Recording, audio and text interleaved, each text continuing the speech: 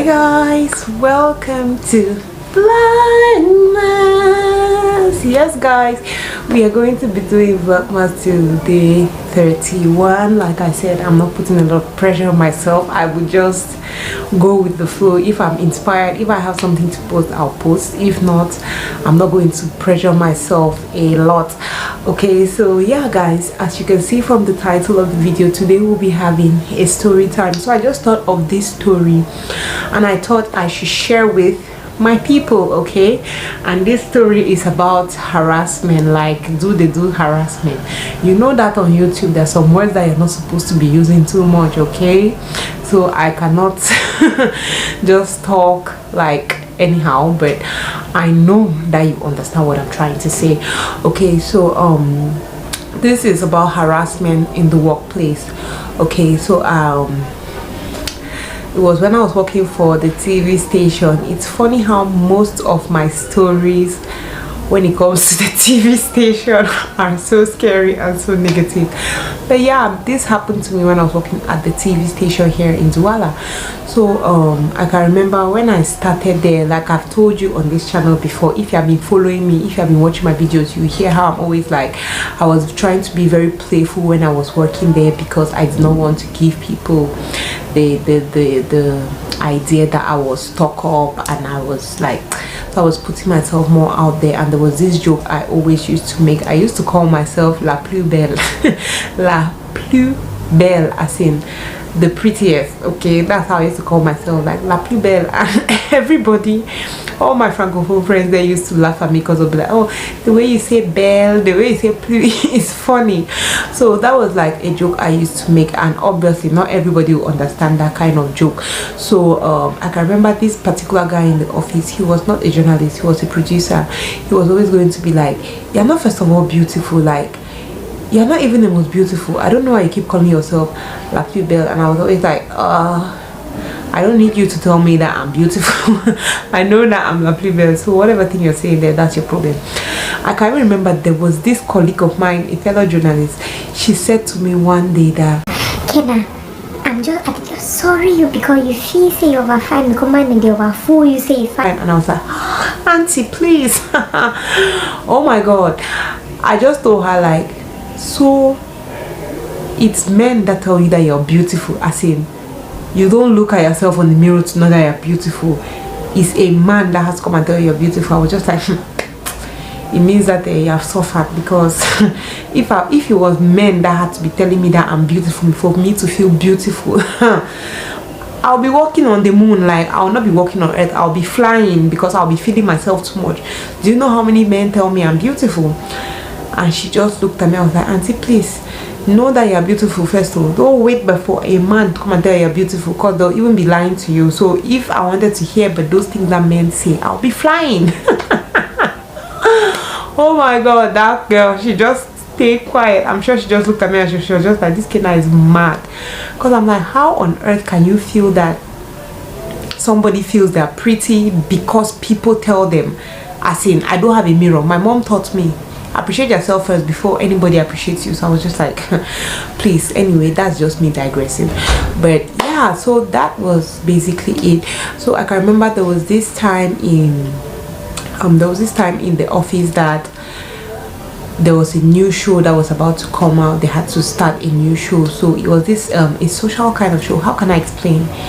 It was an entertainment show where you're supposed to talk about musicians, their lives, their biography, and things like that. I personally did not feel like I was really good in that, but I was just like, let me go and try. So they came and called us to go and try. We tried and they picked two of us. They picked myself and my friend Violet. So they asked us to come and do a final preparation, do a final like screening, so that they should pick. When we did the final screening, they picked me. I can remember a lot of people in my office were just like, oh, obviously, how did not take Kenna? It's because she's fair. How can they, you know, this type of, you used to hurt me sometimes, because they'll be like, how can they pick Kenna over this person? As in, which Kenna? As in, you know, that kind of thing. It's just like, you don't even know, you don't know your work, but they are just giving you because of the way you look or because of the color of your skin and things like that, which used to make me to feel really, really annoyed. Like, what is that? So everybody was just like, oh, it's because Kenna is fair, that's why they picked him. Maybe it's because that guy likes her, that's why they have picked him. And I can remember this guy whom I said used to tell me I was not la plus belle. He used to always say, I'm not first of all beautiful. The person that he's even interested in is another journalist that was there. And I was like, what has my beauty got to do with you being interested in another person? So inside my head, I know that no, this guy, it cannot be that he's even seeing me like, you know, he wasn't even giving me like any preferential treatment or what. He was actually being mean to me. So when the guy took me, so in my head and in my heart of my heart, I know that no, this guy is not the guy that he likes me or anything. So it cannot even be that the guy is because of my looks or because of anything, because this guy, he's constantly blasting me, as in it cannot even be that. So I used to work with this guy now. So every Friday we used to work together. The show had not started, so we used to work together. He was like, he wants me, I should not just present that show, but he also wants me to interview people. Like he wants me to work more with him, like I should interview musicians when they come and stuff.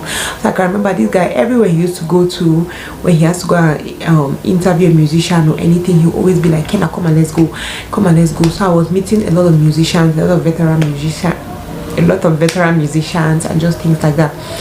And see guys, it not mean a lot to me. Like I have my particular musicians that I like. So if you're taking me to go and see a couple of people that I really don't listen to their music or I really don't care about them, it doesn't mean much to me. But this guy was always like, oh Kenna, you know that you have to be grateful to me, that you have to really thank me, and you have to spoil me because I'm making you to meet a lot of stars. You're just mingling with stars, talking anyhow to stars. They're telling you you're beautiful, you know, you have to. I'm just like uncle, these people that I'm meeting, it doesn't even mean anything to me. So when you're talking about I have to thank you, I have to do this one, I have to do that one, me, I'm not seeing it like that, because to me, I could live happily without meeting all these people. Bring me my people, as in bring me my people, let me be happy. But he was not bringing me my people, he was bringing me a couple of people that I really they're musicians. So he used to say that he would take me a lot out, would interview people, do a lot of things together. So we're walking like really close. Okay, so I can remember now, there was this Saturday, I was still working in the newsroom, and that was where my office was. So we always used to come on Saturdays, you come and do your news report, then you go back. So I can remember, and on Saturdays it was mostly journalists that used to work, and then probably the news producer and like the news crew now, which will not be up to even 10 people, the people that had to take care of the news for that day. So the places were really empty, and I came to do my report. I came early because I think I had to go to Boya or something. So I came early to do my report fast, so that by 12 I'll be going to Boya to even spend one day with my family. So I can remember when I came, I met him on the staircase, and he was like, oh yeah, come to work. I'm like, yes, I'll come to work. So he was like, okay, no problem. Guys, when he saw me, I went to the office, and when there I was doing my stuff. Okay, he called the office, the newsroom. I was like, am I still working? I said yes, I'm working. So he was like, I should come down to his office for like a few minutes. He wants to show me something that I was supposed to work on, and then I can continue whatever thing I'm doing. So guys, I just was like, okay, let me just rush and go and talk to him and get the thing over with. So when I went there, this guy was just being a little sketchy. He was being agitated though. So he was just asking me, you know, those type of dumb questions. He was felt like, sit down. I was like, no, I don't want to sit down. You should just tell me what he wants to tell me. He was asking me some dumb questions. I can never remember, but you know those type of questions that do not have a head or tail. He's just asking you questions. It's like he's just asking you questions because he just wants to talk. And then he's now like, okay, come and stand near me so that I should show you something. See guys, as I came and stood near this guy, the guy got up. He just got up from his chair. He never wait for me to reach, like, so he was really close to me, like standing directly in front of me, really close to me. He just caught me, he helped me like this. I was struggling to pull me closer to him, like to, I don't know whether he wanted to do or to Then I'm sure he was trying to kiss me or something. He was trying to kiss me, trying to press me. I was just fighting, you know, the stroke. I was fighting and trying to push him up.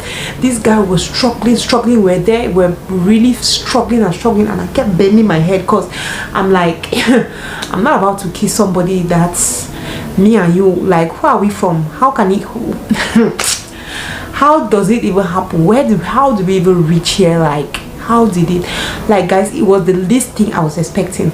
So he kept trying to bring his mouth close, and I kept bending my head like my neck will break.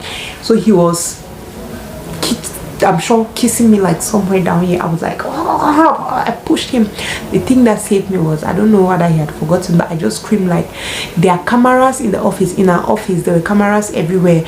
So I just shouted, I'm like, there are cameras in this office, and anything that you're doing to me, just know that there is proof that you're trying to rape me, so everybody will know.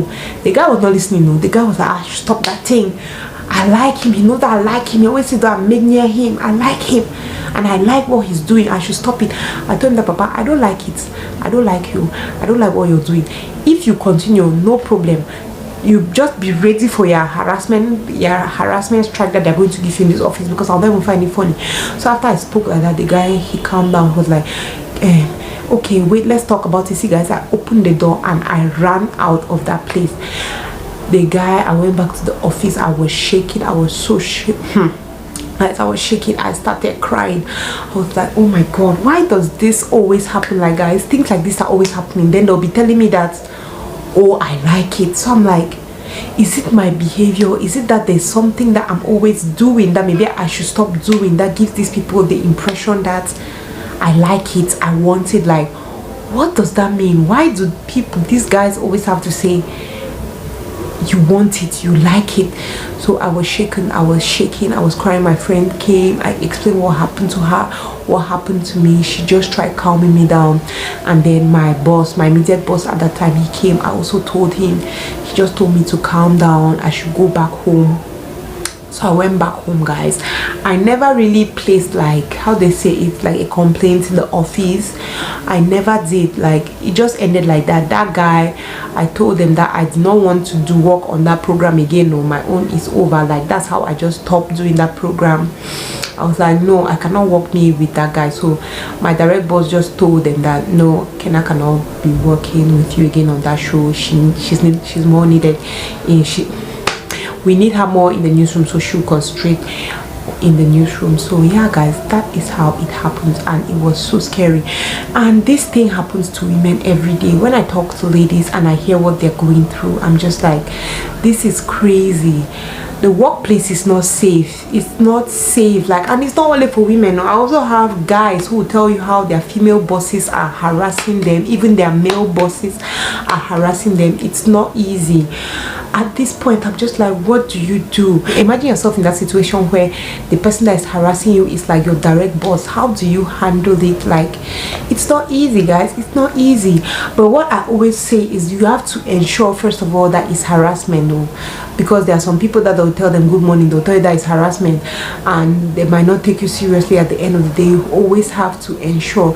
And for me, I know that for it to be harassment, one person has to be offended, because I also know some people who actually have a relationship with someone, do their things with someone, and then when things get bad, they'll start claiming that, oh, this person harassed me, when in the beginning everything was good between them, and then at the end, now you say it was harassment. So you have to ensure, like, we just have to be careful. I can never, like, sometimes you're very careful, because if I tell you that I know what I did, I'm not even like, it's not like I was seducing him or I was flirting with him or anything. Like, for me, it came out of the blue.